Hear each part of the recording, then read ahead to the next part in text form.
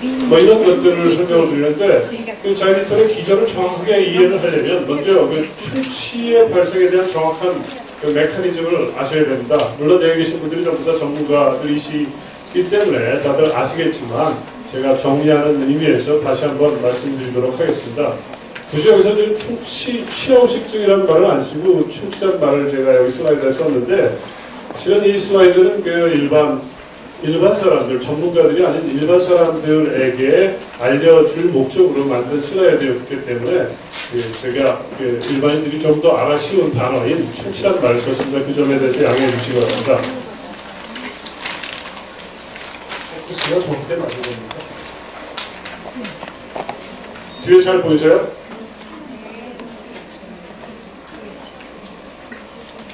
자, 이 치아 우식증의 가장 주요한 세균을 스트랩토코커스 뮤탄스라고 하는데 왜 스트랩토코커스 뮤탄스가 중요하냐? 왜 대부분의 충치를 발생하는 그 균을 대표적으로 스트랩토코커스 뮤탄스균이라고 하냐면은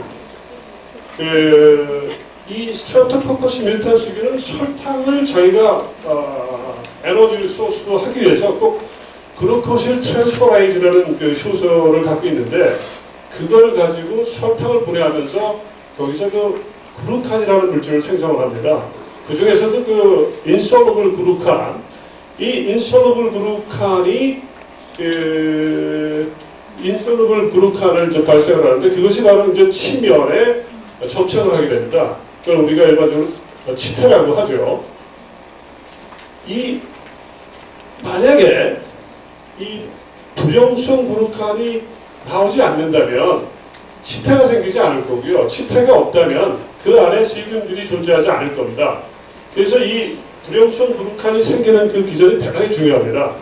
그래서 뮤탄스균이 식사를 한 이후에 치아 표면에 남아있던 그 당분, 그 중에서 특히 설탕을 분해해서 불용성 글루칸을 생성하고 이것이 치면에 부착이 되고 그 다음에 이 치면에 부착을 하면서 계속 치면 밑에서 뮤탄스균들이 증식을 하게 됩니다. 물론 치면 세균막 밑에는 락토바실러스 락티스라든지 뭐 여러 가지 이론들도 살고 있지만 대표적으로 이제 이 스트랩토코커스 뮤탄스가 이런 롤을 하는데 결국 이 뮤탄스균뿐만이 아니라 아까 말씀드린 락토바실러스 락티스라든지 다른 이런 세균들도 실은 이런 당들을 발효해서 산을 생성을 합니다. 결국 이 산이 생성이 되고 이것이 범랑진 표면을 녹이는 것이 이제 치아 우식증인데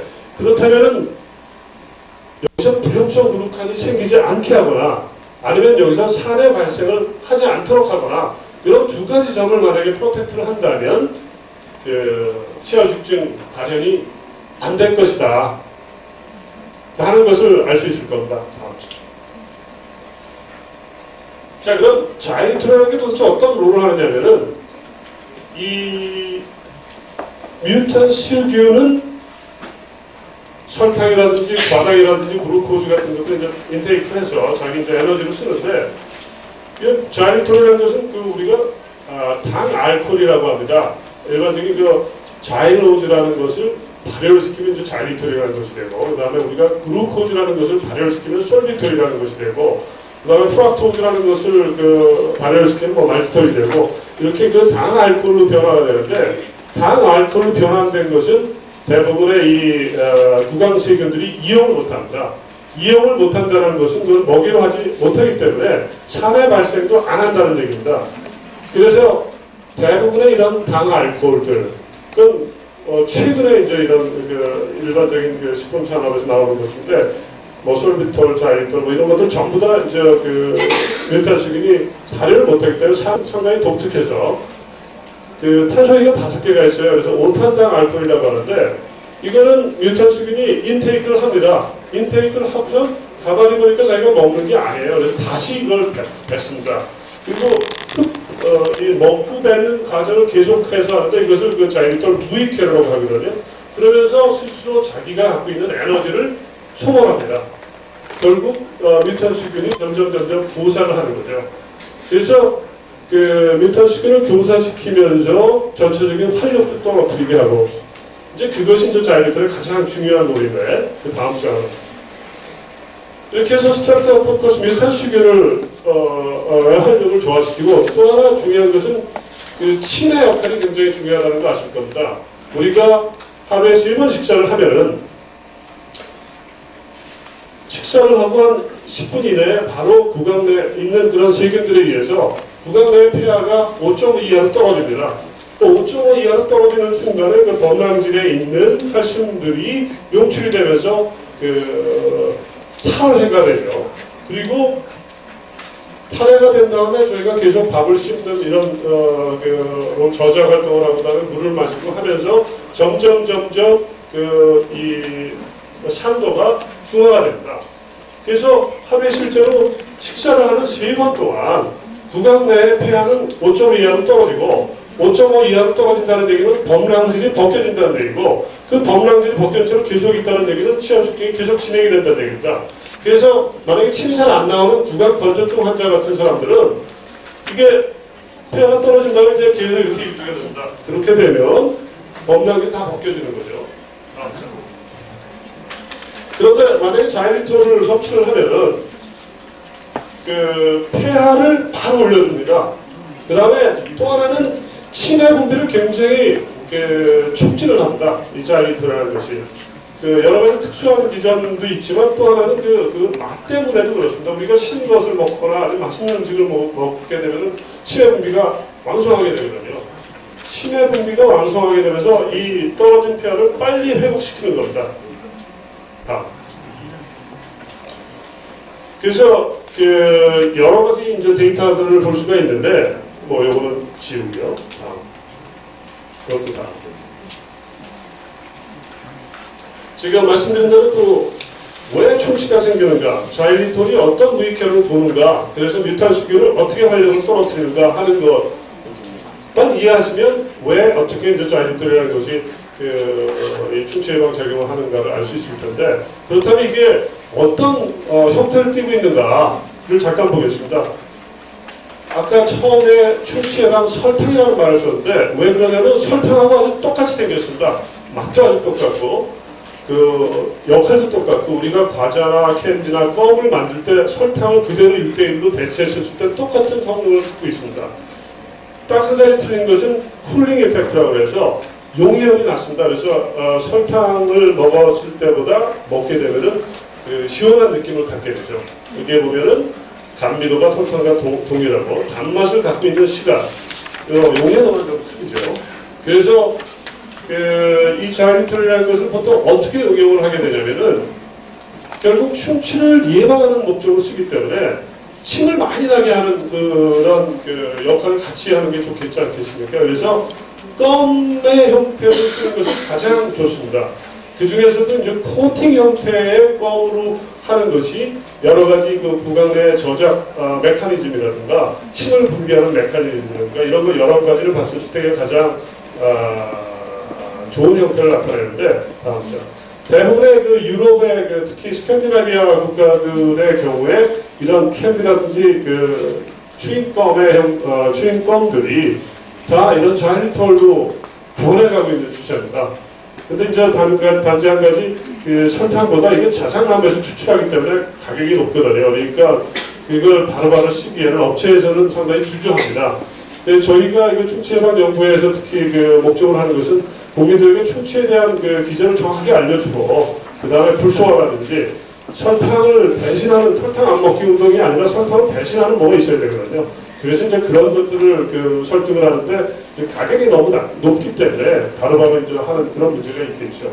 여러분들께서 그 기전을 알아주시고 그 다음에 여기 보면 이제 그 여러 가지 뭐 WHO라든지 FAO에서의 그 안전성이라든지 뭐 이런 내용들이 나와 있습니다. 좀 바깥에 보시면은 그 자일리톨 치과용으로 나와 있는 자일리톨 껌의 형태를 보실 수 있을 겁니다. 감사합니다. 이것은 치과시설 교육제 개선에 관한 내용입니다. 치과 제도의 개선안을 제시하기 위하여 선진국의 치과시설 운영 제도를 참고로 하여서 우리나라 실정에 맞는 치과의사 운영 방안을 살펴보고자 연구하였습니다. 내용으로는 치과의사사의 업무와 역할, 치과의사의 교육제도 및 치과의사의 통하여 교육 내용과 업무와의 상관관계와 치과의사의 교육 프로그램 개선 방안을 제시하고자 합니다. 치과의사의 업무와 역할을 다 아시는 것처럼 예방처치 업무, 보건보험교육 업무, 그리고 치과진료 협조 업무로 구별되어 있지만 우리 현실에서 대부분의 치과의사들은 치과진료 협조 업무에 주력할 수밖에 없는 시점입니다. 이러한 업무와 역할을 수행하기 위해서 계획되어 운영되고 있는 교육과정에 대해서 몇 가지 표로 살펴보고 있는데요. 우선 첫 번째로 전국 치과의사 교육의 현황에 대해서 살펴보겠습니다. 1965년에 우리나라에서 치과의사 교육이 시작된 이래 현재 2000년 24개 교에서 2320명의 학제가 1994년도에 2년에서 3년도 연장됐죠. 그리고 이 표에서 보시면은 1994년에 수원여자대학, 강양대학 2개교, 그 다음에 1995년에 좀 더 밑으로 있는데요. 교수님 조금만 보여주시죠.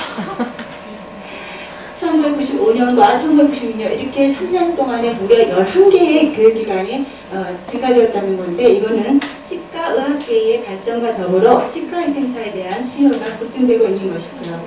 이 표에는 나타나지 않았지만 미국에서는 210여 개의 그 교육기관에서 매년 4,800명 정도의 치과의생사가 배출되고 있는데요. 210여 개 중에서 60여 개 정도가 PS를 주고요. 나머지에서는 우리나라처럼 3년제, 2년제, 그 다음에 설티피케이션이 수여되고 있습니다. 이러한 교육기관에서 교육되어지는 교과과정을 비교해보았는데요. 여기서 보시다시피 공중보건보건학이요.